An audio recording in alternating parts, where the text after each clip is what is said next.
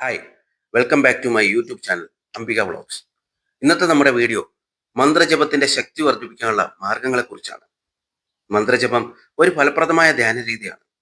ഇത് മനസ്സിന്റെ ശാന്തത, ഏകാഗ്രത, ആത്മീയ വളർച്ച എന്നിവ പ്രദാനം ചെയ്യുന്നു. ജപത്തിന്റെ എണ്ണത്തിൽ ഏകാഗ്രത കൊടുക്കുന്നത് ചിലപ്പോൾ ശ്രദ്ധയെ ദുർബലപ്പെടുത്തിയേക്കാം. പകരം 108 മണികളുള്ള ജപമാല ഉപയോഗിച്ചോ എണ്ണാതെയോ ജപിക്കുന്നത് ഗുണകരമാണ്. മന്ത്രത്തിന്റെ ആവർത്തനം സൂക്ഷ്മോർജ കേന്ദ്രങ്ങളെ സജീവമാക്കുകയും ആന്തരിക ശാന്തി നൽകുകയും ചെയ്യും. ആദ്യം തന്നെ ചില സംശയങ്ങൾ നോക്കാം. മന്ത്രങ്ങൾ തെറ്റായി ചൊല്ലുന്നതുകൊണ്ട് കുഴപ്പമുണ്ടാവും, അഥവാ ചൊല്ലുമ്പോൾ തെറ്റിയതുകൊണ്ട് കുഴപ്പമുണ്ടോ? ഇത് ഹിന്ദു ആചാരങ്ങളിലും വിശ്വാസങ്ങളിലും ആശ്രയിച്ചിരിക്കുന്നു. പൊതുവെ മന്ത്രങ്ങൾ ശരിയായ ഉച്ചാരണത്തോടും ഭക്തിയോടും കൂടി ചൊല്ലുന്നതാണ് ഉത്തമമെന്ന് വിശ്വസിക്കപ്പെടുന്നു. കാരണം മന്ത്രങ്ങളുടെ ശക്തി അവയുടെ ശബ്ദവിന്യാസത്തിലും അർത്ഥത്തിലും അടങ്ങിയിരിക്കുന്നു. എന്നാൽ ഇതിനെക്കുറിച്ചുള്ള വീക്ഷണങ്ങൾ വ്യത്യസ്തമാണ്. ഉച്ചാരണത്തിന്റെ പ്രാധാന്യം. പല പുരോഹിതന്മാരും വേദശാസ്ത്രജ്ഞരും പറയുന്നത് മന്ത്രങ്ങൾ ശരിയായ ഉച്ചാരണത്തോടെ ചൊല്ലേണ്ടതുണ്ട്. കാരണം തെറ്റായ ഉച്ചാരണം മന്ത്രത്തിന്റെ ഫലത്തെ ബാധിക്കാം.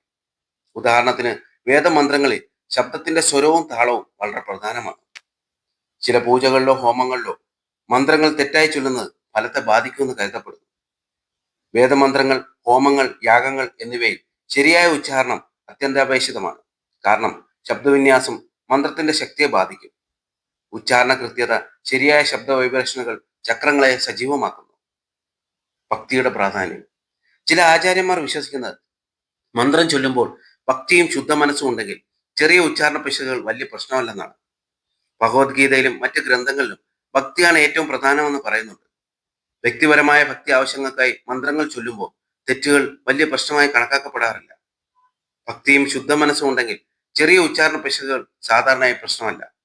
അതുകൊണ്ട് തന്നെ സാധാരണക്കാർ ജപത്തിൽ നിന്നും പേടിച്ച് മാറിയേക്കേണ്ട ആവശ്യമില്ല. മന്ത്രം എന്നത് അക്ഷരാർത്ഥത്തിൽ ഒരു ശബ്ദമോ വാക്കോ ആണ്. അത് പോസിറ്റീവ് അല്ലെങ്കിൽ നെഗറ്റീവ് ആകാം. യഥാർത്ഥ ഹൈന്ദവ മന്ത്രങ്ങൾ ധാർമ്മികമായി പോസിറ്റീവാണ്. കഴിയുമെങ്കിൽ ഒരു ഗുരുവിന്റെ മാർഗനിർദ്ദേശത്തോടെ മന്ത്രങ്ങൾ പഠിക്കുക. ഇല്ലെങ്കിൽ സ്വയം അതിനാവശ്യമായ പഠനങ്ങൾ നടത്തി കണ്ടെത്തുക. ശുദ്ധ മനസ്സോടെ ജപിക്കുക. ഉച്ചാരണം ശരിയാക്കാൻ ശ്രമിക്കുക. അറിഞ്ഞുകൊണ്ട് തെറ്റുകൾ ചെയ്യരുത്, ആവർത്തിക്കരുത്. 108 തവണ ജപിക്കേണ്ടതുണ്ടോ? പരമ്പരാഗത വീക്ഷണം 108 എന്ന സംഖ്യ ഹിന്ദു, ബുദ്ധ, ജൈവ മതങ്ങളിൽ പവിത്രമാണ്. 108 1 ഏകത്വവും 0 ശൂന്യതയും 8 അനന്തത എന്നിവയെ പ്രതിദാനം ചെയ്യുന്നു. ഇവ പ്രപഞ്ചത്തിന്റെ ഐക്യത്തെ പ്രതിനിധീകരിക്കുന്നു. 108 തവണ ജപിക്കുന്നത് മനസ്സിനെ ശുദ്ധീകരിക്കാനും ഊർജം വർദ്ധിപ്പിക്കാനും സഹായിക്കുമെന്ന് വിശ്വസിക്കപ്പെടുന്നു. എണ്ണം നിർബന്ധമല്ല, ഭക്തിയോടും ശ്രദ്ധയോടും കൂടി ജപിക്കുന്നതാണ് പ്രധാനം. ശുദ്ധ മനസ്സോടെ വിശ്വാസമുള്ള ദൈവരൂപത്തിൽ എപ്പോൾ വേണമെങ്കിലും ജപിക്കാം. ജപമാല ഉപയോഗിക്കുക. 108 മണികളുള്ള ജപമാല, രുദ്രാക്ഷം അല്ലെ തുളസി ഉപയോഗിച്ചാൽ എണ്ണം ശ്രദ്ധിക്കാതെ ഏകാഗ്രത നിലനിർത്താം. നിശബ്ദമായ സ്ഥലം, ശാന്തവും ശല്യമില്ലാത്തതുമായ സ്ഥലത്ത് ജപിക്കുക. നിശ്ചിത സമയം, പുലർച്ചെ അല്ലെങ്കിൽ സന്ധ്യാസമയം പോലുള്ള നിശ്ചിത സമയം തിരഞ്ഞെടുക്കുക. മന്ത്രത്തിന്റെ അർത്ഥം മനസ്സിലാക്കുക.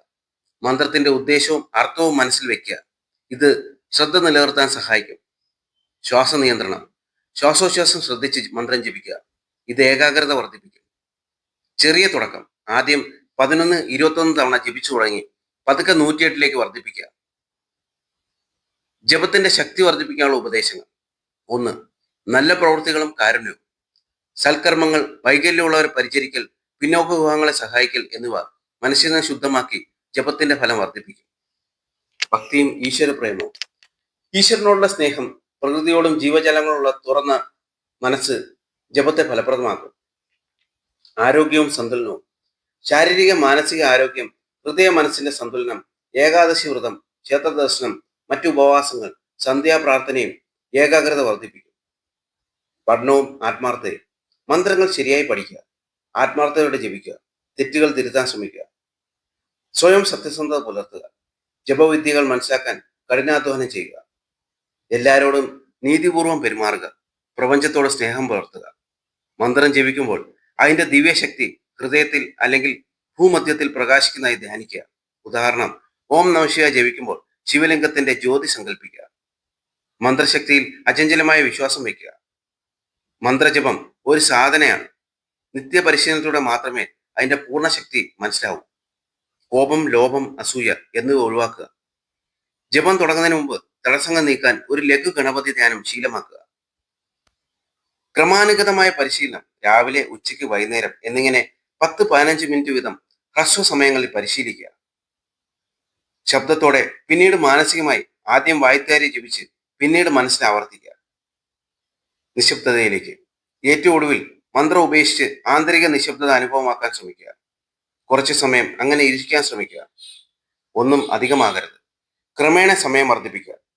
ഫലത്തിനായി ആഗ്രഹിക്കാതിരിക്കുക. പരിശീലനം അധികം ചെയ്യരുത്. രാവിലെയും ഉച്ചയ്ക്കും വൈകുന്നേരവും കുറച്ച് സമയമെടുത്ത് മന്ത്രജപം ചെയ്ത് നിങ്ങളുടെ പതിവ് പ്രവർത്തനങ്ങൾ തുടരുക. മന്ത്രജപത്തിന്റെ ശക്തി ഭക്തി, ശുദ്ധ മനസ്സ്, നല്ല പ്രവൃത്തികൾ, ഈശ്വര പ്രേമം, ശരിയായ പഠനം എന്നിവയിലാണ്. ഹൃദയത്തിൽ ഭക്തി ഉണ്ടെങ്കിൽ ജപത്തിന്റെ എണ്ണം ദ്വിതീയമാണ്. ശുദ്ധ മനസ്സോടെയും ഏകാഗ്രതയോടെയും ജപിക്കുക. അത് ആത്മീയമായ ഒരു അനുഭവമായി മാറും. വീഡിയോ ഇഷ്ടപ്പെട്ടെങ്കിൽ സബ്സ്ക്രൈബ് ചെയ്യാൻ മറക്കല്ലേ. Thank you.